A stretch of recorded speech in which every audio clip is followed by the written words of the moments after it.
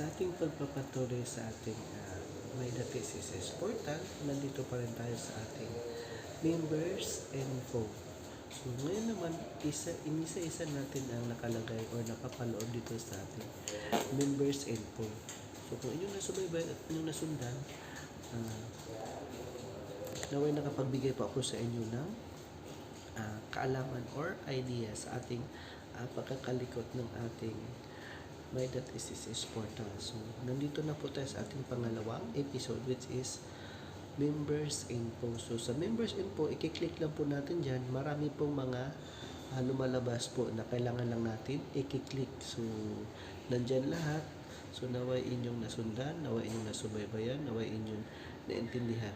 So, nandyan po yung ating profile details, nandyan po yung ating address, lahat po nakikita po natin dyan ang ating information kung tayo po ay patuloy sa ating pagkakalikot or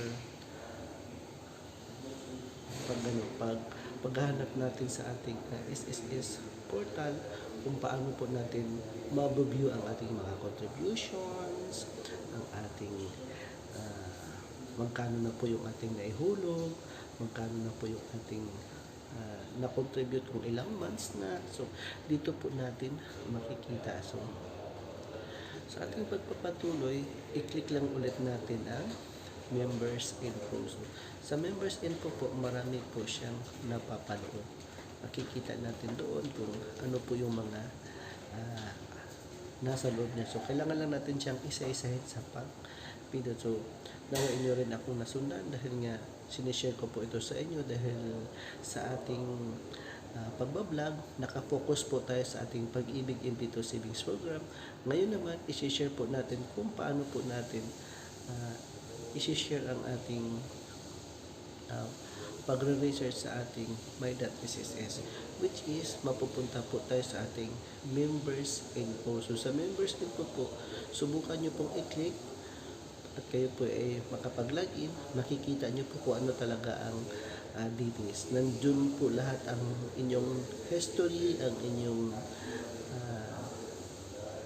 contribution posting. So, makikita po natin lahat doon kung saan po kayong branch nakapagbukas ng inyong SSS numbers or SSS contribution. Kung saan part po kayo unang nakapaghanap ng trabaho at doon po kayo unang naghulog kung saan particular na lugar. O ulitin ko, particular na lugar. So, please follow, like for more. Thank you for watching. Stay safe, God bless, and bye-bye.